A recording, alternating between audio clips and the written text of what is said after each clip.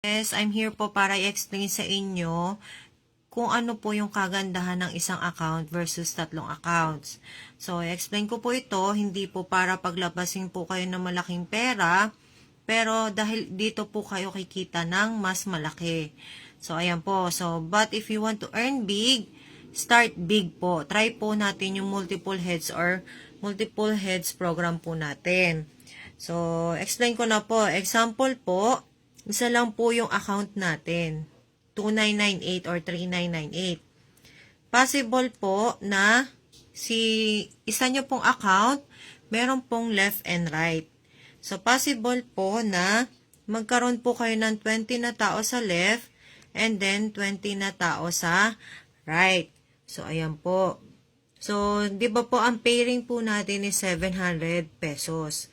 So, sabihin po natin 20 times 700, magkano po iyon? Ang 20 times 700 po is, ang kita nyo po is 14,000. Whereas, di ba? Whereas, sa tripack account po or tatlong accounts, kung example po, ikaw po ito, si U1, si U2, and si U3. So, instead po na ibang tao po sa left mo, na nasa baba sa A mo, na nasa left mo or A mo, ikaw po muna, si U2. So, instead na ibang tao po sa U3 mo, ikaw muna. So, ito po yung tripack accounts which is 8,994 or 9,994. So, paano po ba? Ano po ba kinaibahan niya, Coach Lani, sa single account versus tripack account? So, dito po sa single account, 2020, gagawin na rin lang natin yung negosyo. Diba po? Mag-e-effort na rin lang tayo. Magpo-post na po tayo sa FB. I-explain na po natin sa mga kaibigan natin. Why not? Diba po? Same number of people. Why not? Try po natin yung multiple accounts. So, eto po, yung 20 po, hatiin po natin dahil si U2 may A and B, may left and right. So, 20, hatiin po natin 10 at 10. So, total of 20. So, si U3, meron din pong left and right. So, hatiin din po natin tong 20, tig 10, and tig 10 po. So, total of 40, 40. So, same effort, same number of people. Pero magkaiba ng resulta. So, sabi dito, pag meron ka sa left and right mo, magpipairing po siya ng 700.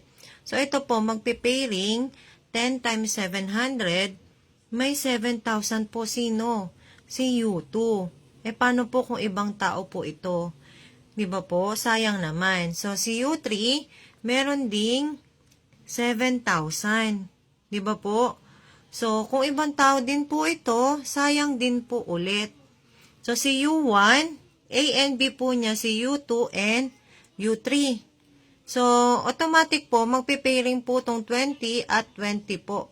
So, 20 times 700, meron pong 14,000 si U1. Total of 28,000 pesos. Diba po? Compare nyo po dito sa isang account na 14,000. Halos kalahati. Diba po? So, sayang po yung income. So, kung why not, kung may pera naman po tayo, mag-invest na po tayo ng tama. Same effort, same number of people, pero magkaiba ng resulta. So, yun po yung explanation po namin sa single versus tripack account. So, pag-isipan nyo po maigi mga coaches dahil mas maganda po kung nakaposisyon na po yung mga accounts natin. So, maraming salamat po, coaches. I hope may natutunan po kayo today. God bless us all.